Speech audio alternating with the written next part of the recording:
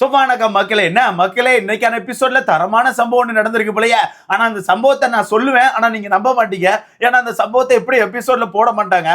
அதான் சொல்லலாமா வேணாமான்னு யோசிச்சுட்டு இருக்கேன். நேத்தே அவ்வளவு விஷயத்த கட் பண்ணிட்டாங்க. அவ்வளவு விஷயத்த கட் பண்ணதுனால நேத்தே எனக்கு பொய் ஸ்னூப்பின்னு சொல்லி பட்டத்தை கொடுத்துட்டீங்க. அப்படி இருக்கும்போது இன்னைக்கு நடந்த சம்பவத்தை சொன்னா நீங்க ஏத்துப்பீங்களானே தெரியல. பட் இருந்தாலும் சொல்ல வேண்டியது என்னோட கடமை. அதனால இன்னைக்கு ஒரு சம்பவம் நடந்திருக்கு, அந்த சம்பவத்தை சொல்ல போறேன். அது மட்டும் இல்லாம நான் ஒரு டாப் 5 ஒரு லிஸ்ட் எடுத்து வச்சிருக்கேன் ப்ரோ. ரொம்ப நாளா கேட்டுக்கிட்டே இருந்தீங்களே ப்ரோ, உங்களுக்கான டாப் 5 சொல்லுங்க, உங்களுக்கான டாப் 5 சொல்லுங்கன்னு சொல்லிட்டு. ஸோ நான் ஒரு டாப் 5 லிஸ்ட் எடுத்து வச்சிருக்கேன். இந்த லிஸ்ட்டை பொறுத்தவரைக்கு எனக்கான ஃபேவரட்லாம் கிடையாது. நான் அதை ஓப்பனா சொல்லிடுறேன், எனக்கான ஃபேவரட் கிடையாது. ஏன்னா நான் முன்னாடி இருந்தே சொல்லியிருக்கேன், இந்த சீசன்ல பெருசா எனக்கு யாரையுமே பிடிக்கலன்னு சொல்லிட்டு. இவங்க எனக்கான ஃபேவரட்ஸ் கிடையாது.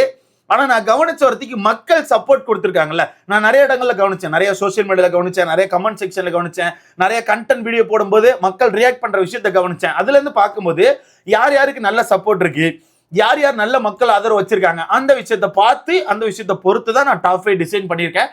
அந்த டாப் 5 நான் சொல்றேன். ஓகேவா இருந்தா ஏத்துக்கோங்க, உங்களுக்கு பிடிச்சிருந்துச்சுன்னா வச்சுக்கோங்க, அப்படி இல்லைன்னா அப்படி லைக் மட்டும் போட்டு உங்களுக்கான டாப் 5 கமெண்ட்ல போட்டு போங்க. கமெண்ட்ல தம்பியை திட்டாதீங்க, தம்பி பாவம். சரியா? நீங்க டாப் 5 கேட்டுட்டு இருந்தனால அந்த டாப் 5 லிஸ்ட்டை கொண்டு வந்திருக்கேன். சரி, ஓகே. வீடியோக்குள்ள போறதுக்கு முன்னாடி மறக்காம இந்த வீடியோ லைக் பண்ணி சேனலை சப்ஸ்கிரைப் பண்ணிக்கோங்க. நீங்க போடுற ஒவ்வொரு லைக்கும் தான் நமக்கான வீடியோ ஒரு 10 பேர் சஜஸ்ட் பண்ண. முடிஞ்ச அளவுக்கு லைக் போட்டு சேனலை சப்ஸ்கிரைப் பண்ணிக்கோங்க. ஃபர்ஸ்ட் இன்னைக்கான எபிசோட பொறுத்தவரைக்கும் ஒரு தரமான சம்பவத்தை பண்ணிருக்காங்களா ப்ரோ? புரியுது. இப்பவே கடுப்பாயிருப்பீங்க. டேய் ஸ்னூப்பி போய் சொல்லாதான்னு சொல்லிட்டு கடுப்பாய் கமெண்ட் செக்ஷன்ல ஏதாவது போட போயிருப்பீங்க. இருந்தாலும் கொஞ்சம் வெயிட் பண்ணுங்க, எனக்காண்டி கொஞ்சம் வெயிட் பண்ணுங்க. லைக் போட்டுக்கோங்க. இன்னைக்கான எபிசோட்ல ஒரு சம்பவத்தை பண்ணிருக்காங்க. ஓகேவா? என்னன்னா, நம்ம கேப்டன்சி டாஸ்க் நடந்துச்சுல, அதான் அடுத்த வாரத்துக்கான கேப்டன்சி டாஸ்க். அந்த டாஸ்கை பத்தி சேதனை பேசியிருப்பாங்க போல. கண்டிப்பா அந்த டாஸ்கை பத்தி பேசிதான் ஆகணும். ஏன்னா கேப்டன்சி டாஸ்கை வச்சு முடிச்சாச்சு, அடுத்த வார கேப்டன் கமாருதின்னு சொல்லி அறிவிச்சாச்சு. அப்படி இருக்கும்போது நம்ம காமு மாமாக்கு ஒரு சில பாராட்டுகள் கொடுத்தே ஆகணும்ல. அதனால கண்டிப்பா அந்த விஷயத்தை எடுத்து பேசுவாங்க. அப்படி பேசும்போது அந்த டாஸ்கை பத்தி எடுத்து கொஞ்சம் விவரமா பேசியிருக்காங்க போல. அதுல விக்ரம்கான டாபிக் உள்ள பேருக்கு. விக்ரம் ரொம்ப ரூடா பிளே பண்ணியிருந்தாப்ல, கண்டிப்பா நீங்க பார்த்திருப்பீங்க. ஏன்னா விக்ரம பொறுத்தவரைக்கு எல்லா நேரமும் எல்லா டாஸ்க்லயுமே பிக் பாஸ்க்கான ரூல்ஸை மதிக்கணும், கரெக்டா பிளே பண்ணணும், இப்படி இருக்கணும், அப்படி இருக்கணும், ரூல்ஸ் எல்லாம் பிரேக் பண்ணக்கூடாதுன்னு சொல்லிட்டு அவ்வளவு விஷயங்களை சொல்ற விக்ரம் அந்த கேப்டன்சி டாஸ்க்ல ஒரு மாதிரி பேய் மாதிரி தான் பிளே பண்ணாப்ல. என்ன செஞ்சாருன்னா, ஒரு மாதிரி பிடிச்சி டப்புன்னு இழுத்து எவன் என்ன செத்தாலும் பரவாயில்ல, நமக்கு கனியை வின் பண்ண வைக்கணும்னு சொல்லிட்டு ஒரு மாதிரி ரூடா பிளே பண்ணாப்ல. அந்த டாஸ்கோட முடியல எஃப்ஜே கூட அடி போட்டு பொழந்திருப்பாங்க, கண்டிப்பா பார்த்திருப்பீங்க. அதனால என்னமோ தெரியல, எஃப்ஜே வீக் பண்ணிட்டாங்க. பட் எஃப்ஜே மொத்தமா எக்ஸ்போஸ் பண்ணி விட்டான், விக்ரம்கான ஆட்டத்தை மொத்தமா எக்ஸ்போஸ் பண்ணி விட்டான்.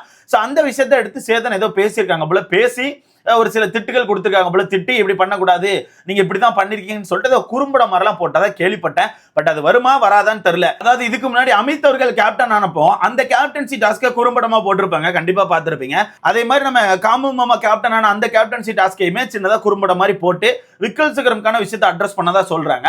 பட் எனக்கு அதுக்கு மேல நம்பிக்கை இல்லை. எனக்கு தெரிஞ்சதை கட் பண்ணிடுவாங்கன்னு தான் தோணுது. ஏன்னா எபிசோட்லயே கட் பண்ணிட்டாங்க. 1 எபிசோட்லயே விக்ரம் அவர்கள் காலை பிடிச்சி இழுத்த சீனை வைக்கல, அதே கட் பண்ணி தூக்கிட்டாங்க. அப்படி இருக்கும்போது எனக்கு தெரிஞ்சு இன்னைக்கு அட்ரஸ் பண்ணி அதை குறும்படமா போடுறதுக்கான வாய்ப்புகள் கம்மி தான் நான் நினைக்கிறேன். ஒருவேளை வந்தா நல்லா இருக்கும், வரலன்னா எனக்கு ஒன்றும் தெரியாதுப்பா. வரலன்னா நம்ம ஒன்றும் பண்ண முடியாது. பட் நடந்ததா சொல்றாங்க, நடந்த விஷயத்த சொல்ல வேண்டியது என்னோட வேலை. அதனால சொல்லியிருக்கேன். எபிசோட்ல வந்துச்சுன்னா நைட்டு பேசலாம். சரி, ஓகே. என்னோட டாப் 5 பேரலாமா? சோ என்னோட டாப் 5 பொறுத்தவரைக்கு முதல் இடத்துல நான் வினோத் அவர்களை வச்சிருக்கேன். ஏன் ப்ரோ வினோத் அவர்கள் கேட்டீங்கன்னா, எனக்கு தெரிஞ்சு வினோத் அவருக்கான ஆட்டத்தை ஓரளவு கரெக்டா போட்டுட்டு இருக்காரு. இந்த சீசனை பொறுத்தவரைக்கும் ஒரு சாணி சீசன் தான் ப்ரோ.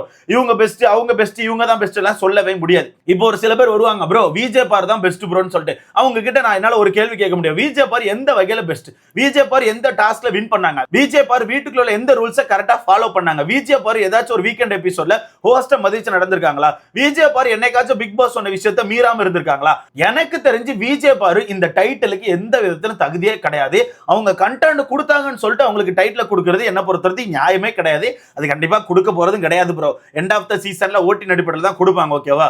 எண்ட் ஆஃப் த சீசன்ல இவங்க தான் கண்டென்ட் கொடுத்தாங்க, அவங்க தான் அதிகமா ப்ரோமோல வந்தாங்க, இவங்கள தான் மக்கள் அதிகமா பேசினாங்க, அப்படி வச்செல்லாம் கொடுக்கவே மாட்டாங்க. யாருக்கு ஓட்டுகள் இருக்கோ அவங்களுக்கு கொடுத்து விட்டு போயிட்டே இருப்பாங்க. அந்த வகையில எனக்கு தெரிஞ்சு வினோத் அவர்கள் தான் நான் சொல்லுவேன். ஏன்னா அவரு முடிஞ்ச அளவுக்கு பிக் பாஸ்க்கான ரூல்ஸை ஃபாலோ பண்ணியிருக்காரு. அவர் பிளே பண்ண முக்காவாசி டாஸ்க்ல அந்த மனுஷன் வின் பண்ணியிருக்காரு. அவருக்கான பெஸ்ட் கொடுப்பாரு. அந்த வகையில் எனக்கு தெரிஞ்சு அந்த மனுஷன் ரொம்ப தப்பா எங்கேயுமே நடந்துக்கல, கரெக்டா தான் பிளே பண்ணியிருக்காப்ல. அது மட்டும் இல்லாம நிறைய ஃபன் பண்ணிருக்காப்ல, முடிஞ்ச அளவுக்கு ஃபன் பண்ணிருக்காப்ல. இப்போ நீங்க வருவீங்க, அப்படி என்ன ப்ரோ ஃபன் பண்ணாருன்னு சொல்லிட்டு, அப்ப நான் திருப்பி ஒன்று கேட்பேன், வேற யாரும் இந்த வீட்டுக்குள்ள ஃபன் பண்ணான்னு சொல்லிட்டு. வேற யாரும் ஃபன் பண்ணல.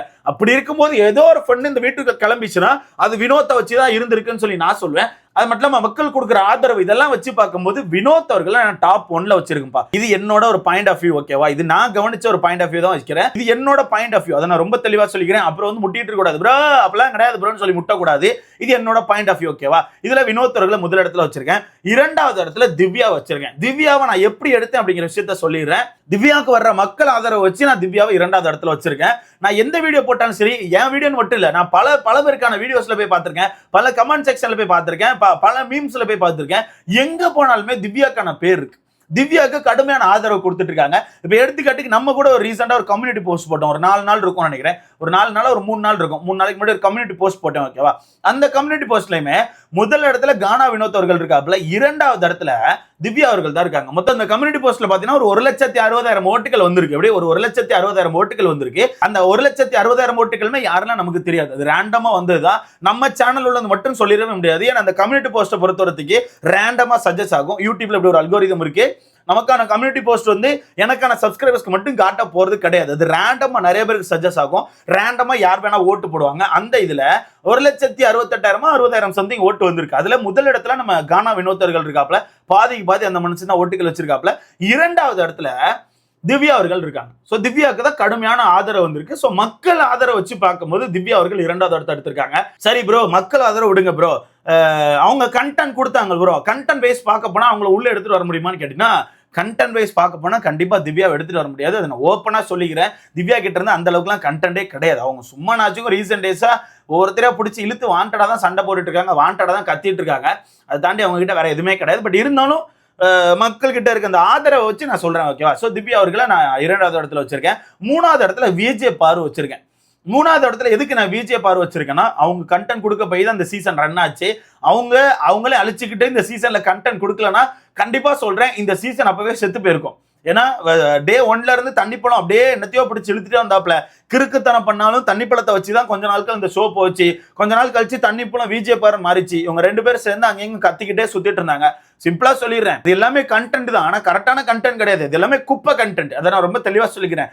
கண்டென்ட் ஆனா குப்பை கண்டென்ட், ஓகேவா? இதுக்கு முன்னாடி சீசன்ல கண்டென்ட் இருக்கும். அது நியாயமான சண்டையா இருக்கும், நியாயமான வாக்குவாதமா இருக்கும், எல்லா விஷயமும் இருக்கும். ஆனா இவங்களை பொறுத்தவரைக்கும் அது நியாயமே இருக்காது. சும்மா இஷ்டத்துக்கு 2 அரமெண்டல் மாதிரி பண்ணிட்டு இருந்துச்சு. ஆனா இவங்க தான் கண்டென்ட் கொடுத்தாங்க. இவங்களை வச்சு மட்டும் அந்த ஷோ போச்சு. போறதுக்கு ஓரளவு இழுத்து போறதுக்கு ஒரு காரணமா பாரு இருக்காங்க. அந்த வகையில நான் பாருக்கு 3வது இடத்தை கொடுத்திருக்கேன். என்னோட பாயிண்ட் ஆஃப் வியூல சொல்றேன்ப்பா. என்னோட பாயிண்ட் ஆஃப் வியூல நான் பாருக்கு 3வது இடத்தை கொடுத்திருக்கேன். 4வது இடம் தான் கொஞ்சம் குழப்படியா இருக்கு. சோ 4வது இடத்தை பொறுத்தவரைக்கும் எனக்கு தெரிஞ்சு காமு மாமா வர வாய்ப்பு இருக்கு. 4வது இடத்துக்கு எனக்கு தெரிஞ்சு காமு மாமா வர வாய்ப்பு இருக்கு. இதை நான் எப்படி சொல்றேன்னா, டிக்கெட் ஃபினாலே வச்சு சொல்றேன். எனக்கு தெரிஞ்சு காமு மாமா இந்த டிக்கெட் ஃபினாலே தட்டி தூக்கிடுவாருன்னு தோணுது. ஏன்னா சேனல் ஒரு விஷயத்த பண்ணுவாங்க ப்ரோ, அவங்களுக்கான ப்ராடக்ட்டை காப்பாத்துறதுக்கு ஒரு விஷயம் பண்ணுவாங்க. அந்த வகையில முடிஞ்ச அளவுக்கு காமு மாமாக்கு முட்டு கொடுத்து மேல தூக்கிட்டு வராங்க. அது நீங்களே பார்த்திருப்பீங்க. எல்லா வீக்கெண்ட் எபிசோட்லயுமே சேதனை ஹிண்ட் கொடுத்துட்டு போறாப்ல, தப்பிச்சு ஓடிரு உனக்கான ஆட்டத்தை போடுன்னு சொல்லிட்டு.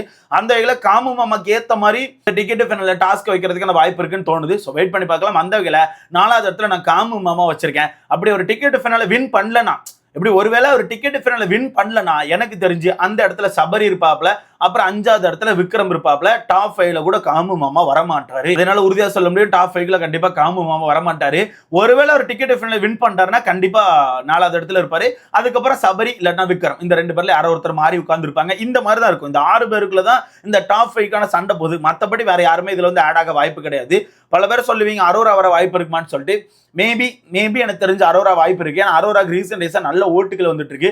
பட் வெயிட் பண்ணி தான் பார்க்கணும். இந்த வாரம் ஓகே, அடுத்த வாரம் என்ன நடக்கும்னு நமக்கு தெரியாது. ஏன்னா ஃபேமிலி ரவுண்ட பொறுத்தவரைக்கு அவங்க பண்ற சம்பவத்தை வச்சு அந்த ஓட் லிஸ்டே ஒரு மாதிரி மாறும், ஓகேவா? ஸோ இந்த வாரம் இருக்கு தெரியுமா, இந்த வாரத்தை வச்சு தான் நம்ம டிசைட் பண்ண முடியும் யார் யாருக்கு எப்படி ஓட்டுகள் வருதுன்னு சொல்லி. ஸோ வெயிட் பண்ணி பார்க்கலாம். இதை பத்தி உங்களுக்கான கருத்து மறக்காம கமெண்ட்ல போடுங்க. வீடியோ லைக் பண்ணிக்கோங்க, சேனலை சப்ஸ்கிரைப் பண்ணிக்கோங்க. உங்களுக்கான டாப் 5 கமெண்ட்ல போடுங்க.